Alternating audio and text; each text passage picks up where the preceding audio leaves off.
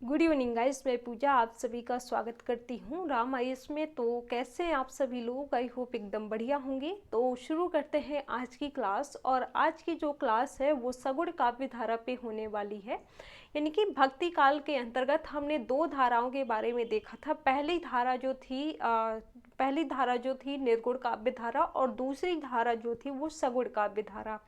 निर्गुण काव्य धारा के बारे में हमने ऑलरेडी बात करी है। निर्गुण काव्य धारा को भी हमने देखा था कि इसे भी दो भागों में डिवाइड किया गया है। पहली धारा जो थी संत काव्य धारा, और दूसरी काव्य धारा जो थी वो सूफी काव्य धारा।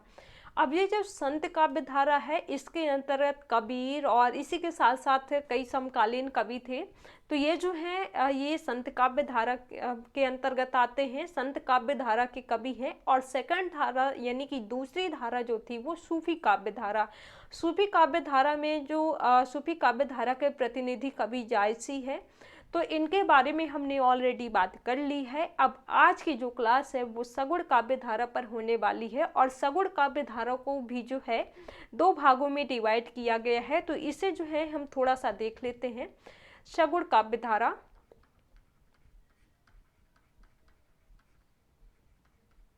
सगुण काव्य धारा, सगुण काव्य धारा को भी जो है दो भागों में डिवाइड किया गया है। पहली जो है राम भक्ति काव्य धारा,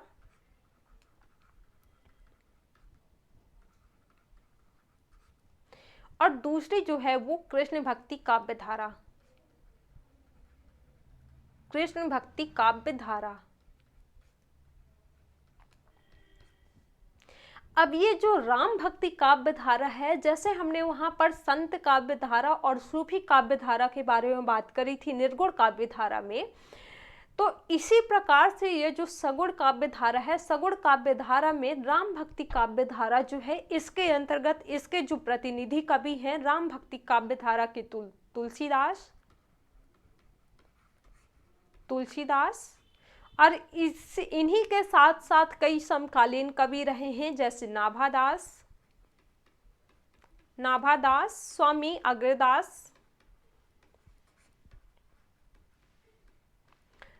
अग्रदास।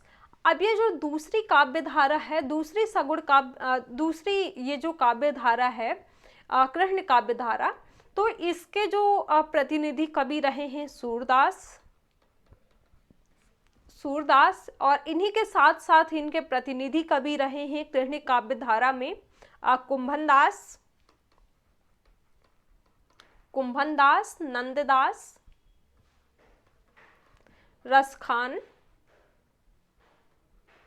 रसखान और मीरा।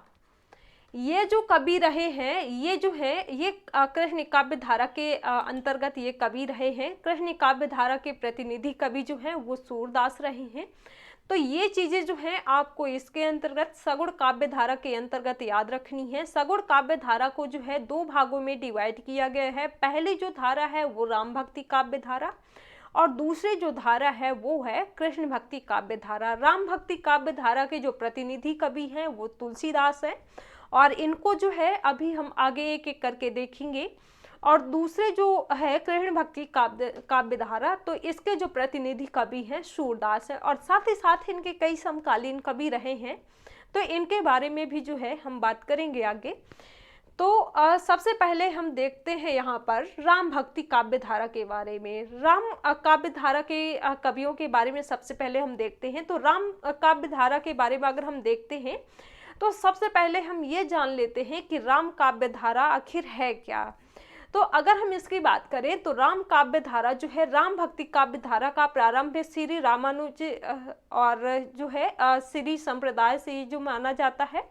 और राम भक्ति काव्य धारा में श्री राम के अवतार की यहाँ पर जो है श्री राम के अवतार के रूप में इसे देखा जाता है। और इस धारा के जो अधिकांश कवि हैं वो दास भावना के थे। दास परंपरा के जो राम काव्य धारा के जो कवि हैं ये जो है ये दास भावना के ये कवि रहे हैं। तो ये चीज़ें जो है ये राम काव्य धारा के अंतर्गत आ जाती हैं। अब इसके अंतर्गत यानी कि राम काव्य धारा के प्रमुख कवियों की अगर हम बात करें तो पहले कवि हैं तुलसीदास। तुलसीदास के जो जन्म है इनका, तुलसीदास के परिचय की आवश्यकता नहीं है, सभी को इसके बारे में पता होगा। तुलसीदास, सूरदास और कबीरदास, इनके बारे में तो सभी को पता होगा। तो तुलसीदास को जो है कहा गया है कि इन्हें किसी परिचय की आवश्यकता नहीं है। इन्होंने राम कथा को अवधि रूप में घर घर में प्रसारित किया है। इनका जन्म जो है, इनके जन्म के बारे में विवाद है, यानी कि इनका जन्म काल जो है वो काफ़ी विवादित रहा है।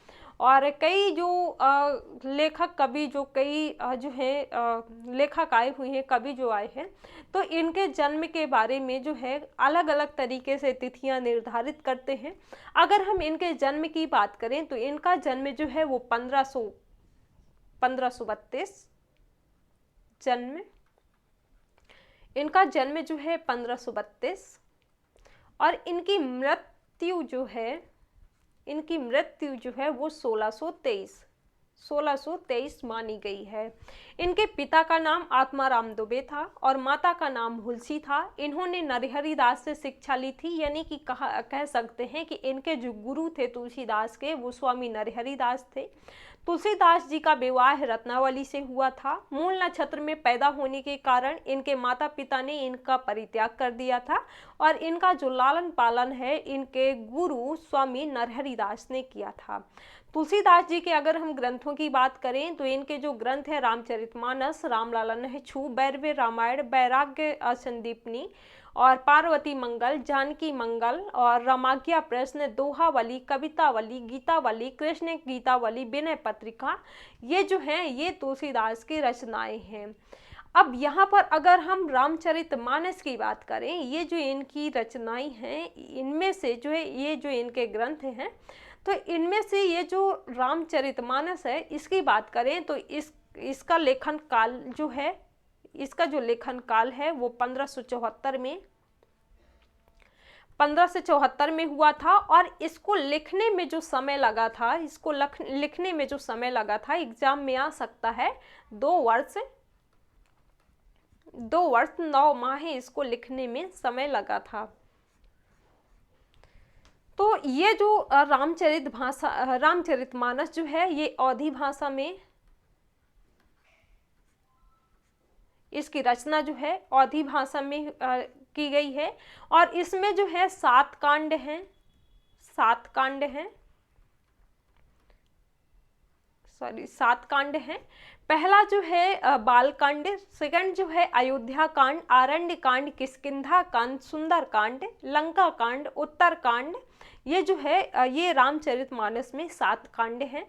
तो ये चीज़ें जो हैं यहाँ पर महत्वपूर्ण हो जाती हैं रामचरितमानस के अंतर्गत। इसका जो लेखन काल है तो वो 1574 में हुआ था और इसको जो लिखने में रामचरितमानस को समय लगा था वो 2 वर्ष 9 माह का लगा था। इसमें जो है 7 कांड हैं। हमने एक एक करके इन कांडों के बारे में देखा और ये जो रामचरितमानस है ये जो है ये अवधी भाषा में लिखी गई है। तो ये चीज़ें जो हैं ये आपको याद रखना है तुलसीदास के अंतर्गत। अब अगले कवि की बात करें, राम भक्ति काव्य धारा के अगले कवि हैं नाभादास। नाभादास की अगर हम बात करें तो ये जो हैं ये तुलसीदास कालीन राम भक्त कवि हैं और नाभादास अग्रदास के शिष्य थे। ये चीज़ आपको यहाँ पर याद रखनी है। नाभादास जो है वो अग्रदास के शिष्य थे, यानी कि ये जो अग्रदास हैं ये गुरु है नाभादास के। तो नाभादास जो है ये अग्रदास के शिष्य थे। इनकी 3 रचनाएं हैं। पहली रचना जो है इनकी रामाष्टयाम और दूसरी जो है भक्तिमाल और तीसरी जो है रामचरित संग्रह है। तो ये चीज़ जो है आपको इसके अंतर्गत नाभादास के बारे में याद रखनी है। अब हम देखते हैं तो राम भक्ति काव्य धारा के दूसरे कवि स्वामी अग्रदास। स्वामी अग्रदास के बारे में अगर हम बात करें तो स्वामी अग्रदास जो हैं ये रामानंद के शिष्य परंपरा के राम भक्ति काव्य की ये जो है राम भक्त कवि हैं ये स्वामी अग्रदास। और इन्होंने जो है कृष्णदास पै हरि से दीक्षा ली थी और इन्होंने शिष्यत्व प्राप्त किया था। इनके प्रमुख अगर हम ग्रंथों की बात करें तो इनके ग्रंथ हैं ध्यान मंजरी और हितोपदेश, उपखाड़ा बावनी और जो है राम ध्यान मंजरी, राम अष्टयाम। तो ये जो है स्वामी अग्रदास की प्रमुख कृतियाँ हैं। तो इसके बारे में जो है याद रखना है। इनकी जो है ये प्रमुख रचनाएं हैं।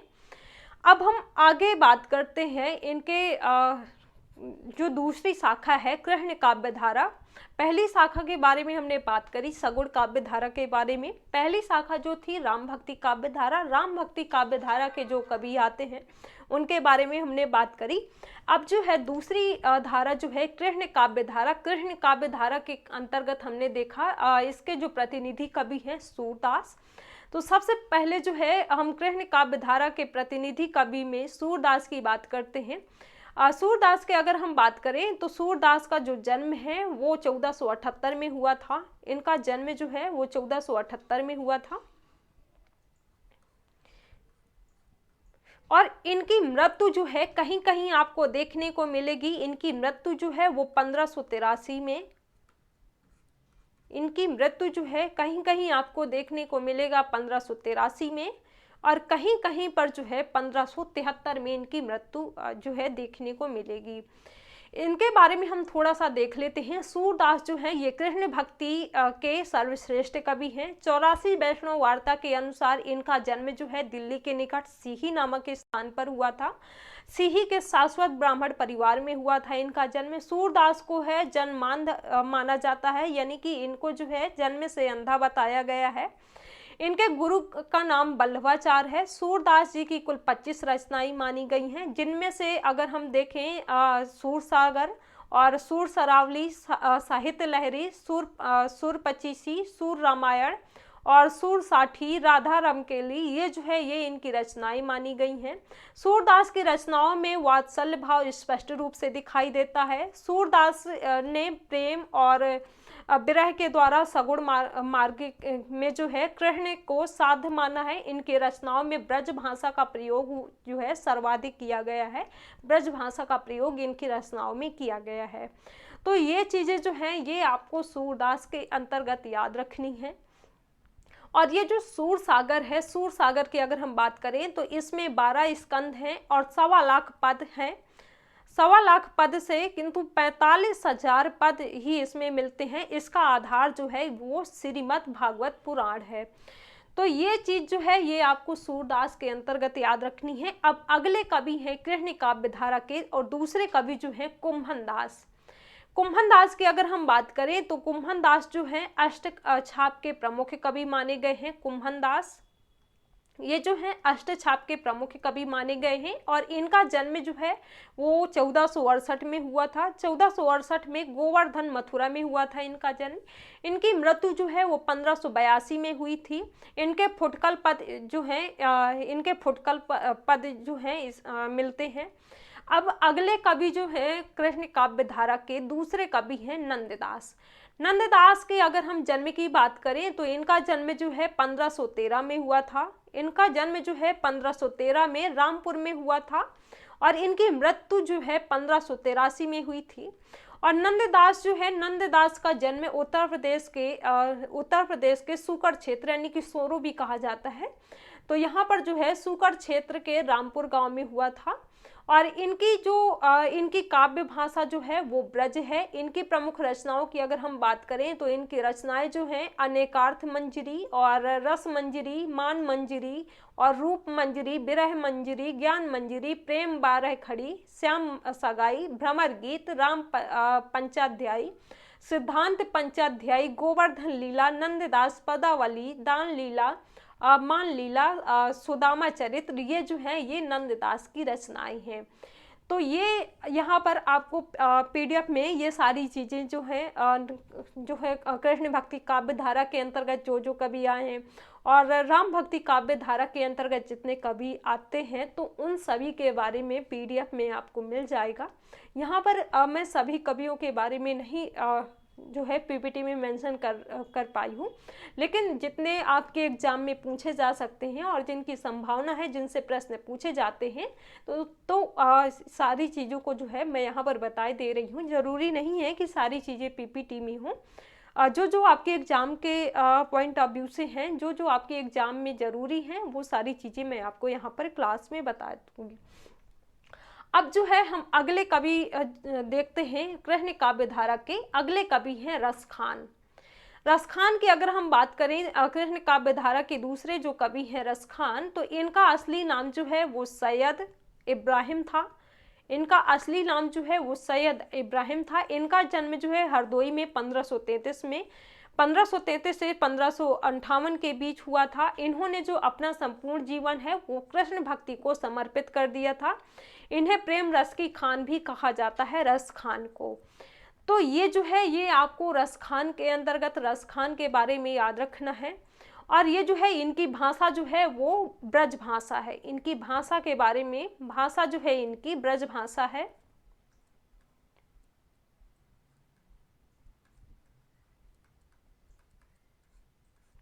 और इनकी अगर हम रचनाओं की बात करें, इनकी जो रचनाएं हैं, तो इनकी रचनाएं सुजान रसखान, प्रेम वाटिका,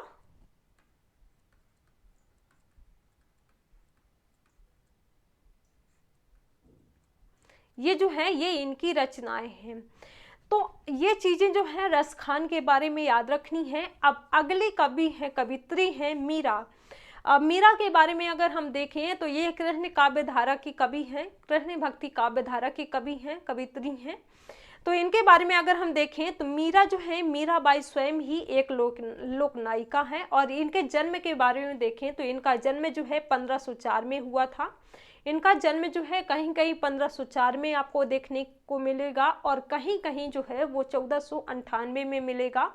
और इनकी मृत्यु जो है वो 1547 में हुई थी।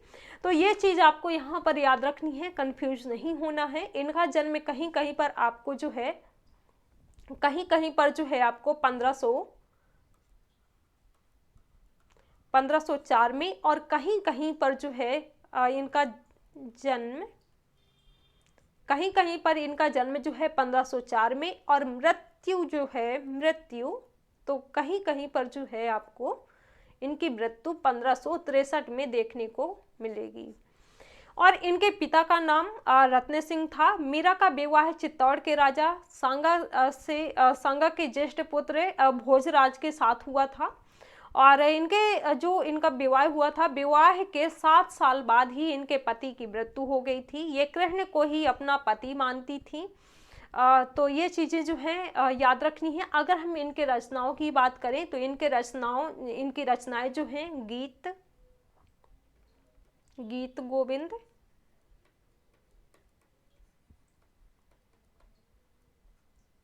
गीत गोविंद टीका, और नरसिंह जी का मायरा,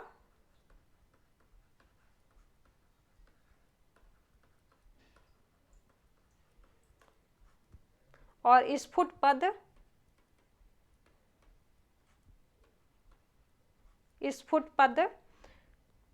और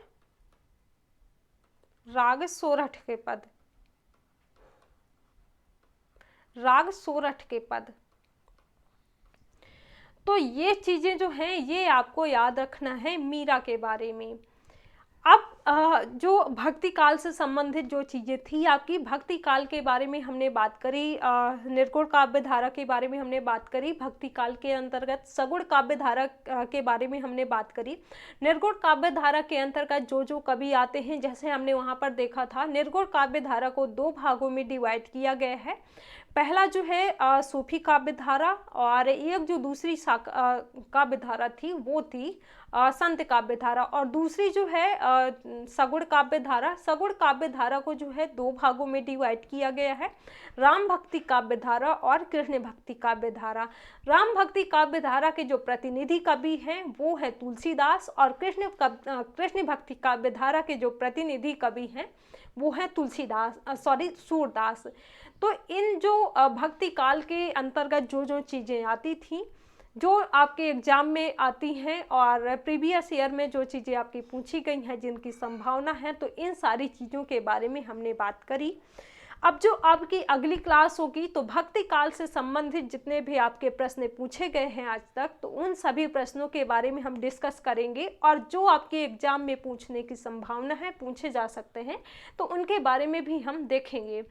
तो तो आज का लेक्चर जो है वो हम यहीं तक रखते हैं। सभी को मिलते हैं अगले लेक्चर में। तो सभी को बाय बाय, थैंक यू।